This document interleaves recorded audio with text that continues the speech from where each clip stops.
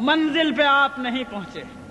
اگر آپ نے چاہا کہ بس ایک بل پاس ہو گیا، خواب خرگوش کے مزے لو، سو جاؤ، تو یہ غفلت آپ کو بہت نقصان پہنچائے گی۔ جو مخالف قوتیں ہیں وہ بہت منظم، بہت متحرک اور بہت سرگرم عمل ہے۔ ضرورت ہے کہ ہندوستان کے کونے کونے کا ہر مسلمان اپنے طور پر ہر لمحہ باشعور رہے اور ہر آواز پر لبیک کہنے کو تیار رہے۔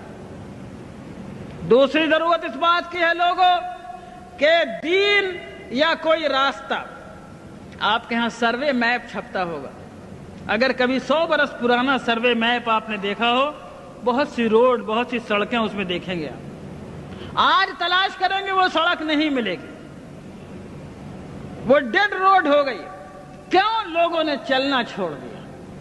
جس راستے پر اس کی بالکل ثبوت موجود ہے کہ یہ روڈ تھی، لیکن لوگوں نے چلنا چھوڑ دیا، وہ راستہ نہیں رہا۔ اور جہاں راستہ نہیں تھا لوگ چلنے لگے تو لوگوں کے راستہ لگا لینے سے راستہ بن جاتا ہے۔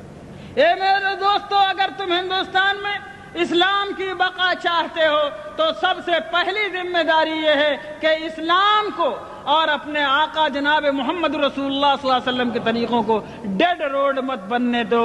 یعنی اس پر اگر تم چلنا چھوڑ دو گے تو کسی سرکار کو ضرورت نہیں ہے اس کو بند کرنے کی، خود بخود بند ہو جائے گا۔ اگر مسلمانوں نے یہ فیصلہ کیا کہ شریعت کو ہم اپنی زندگی پر جاری اور نافذ کریں گے اور اللہ کی شریعت کو ہم اپنے اوپر لاگو کریں گے، اگر ہم سرکار کے دباؤ کے بغیر، کسی گورنمنٹ کی طاقت کے بغیر، کسی پولیس کی لاٹھی کے بغیر، چونکہ ہم مومن ہیں اس لیے ہم اللہ کے حکم پر چلیں گے، ہم نکاح میں وہ طریقہ اختیار کریں گے جو اللہ نے بتایا۔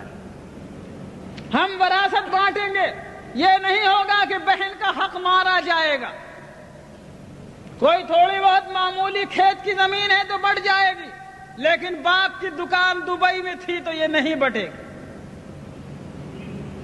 اور شہر میں مکان تھا، مدراس میں اور پٹنہ میں اور دلی میں، تو وہ نہیں بٹے گا، اس میں بہن کو حق نہیں ملے گا۔ غلط بات ہے۔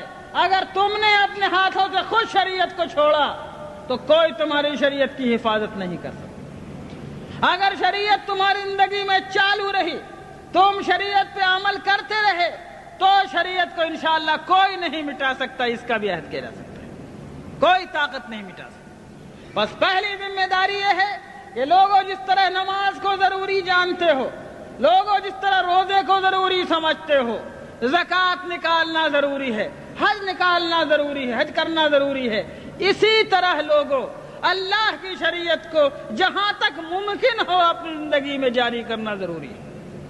ٹھیک ہے، ہندوستان کے حالات میں ہم حدود و قصاص جاری نہیں کر سکتے، ہمارے اندر اس کی استطاعت و طاقت نہیں ہے، لیکن ہم قانون نکاح، قانون طلاق، قانون فسخ، قانون وصیت، قانون ولایت، قانون وراثت وغیرہ دوسرے معاملات میں اللہ کی شریعت کو ہم اپنے اوپر جاری کرنے کی طاقت رکھتے ہیں، وہاں پر ہم کو جاری کرنا ہوگا۔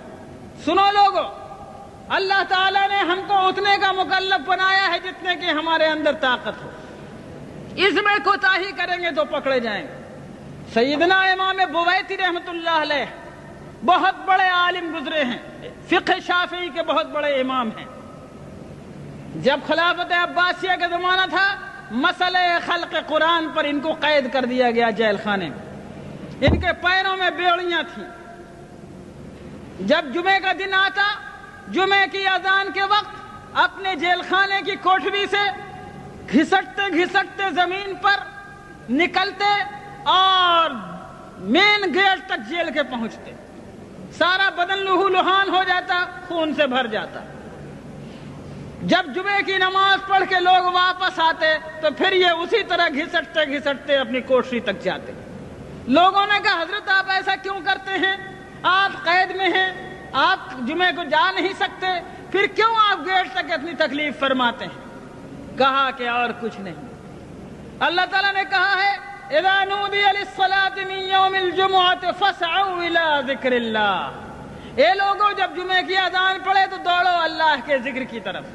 میں اس بات سے ڈرتا ہوں کہ جہاں تک میں جا سکتا ہوں اگر وہاں تک نہیں گیا تو کہیں اللہ مجھ سے یہ پوچھ نہ لے کہ بویتی تجھ کو میں نے گیٹ تک جانے کی طاقت دی تھی، تو وہاں تک تو جاتا، آگے لے جانا نہ لے جانا میرا کام تھا، تو میں اللہ کو کیا جواب دوں۔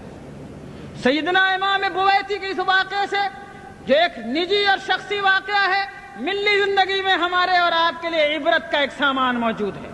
ملت اسلامیہ ہندیہ اگر یہ سوچ کر کے سب کچھ ہم نہیں کر سکتے، جو تھوڑا کر سکتے ہیں اس کو بھی چھوڑ دینے کو تیار ہوگی تو یاد رکھو پورا دین تمہارے ہاتھ سے نکل جائے گا۔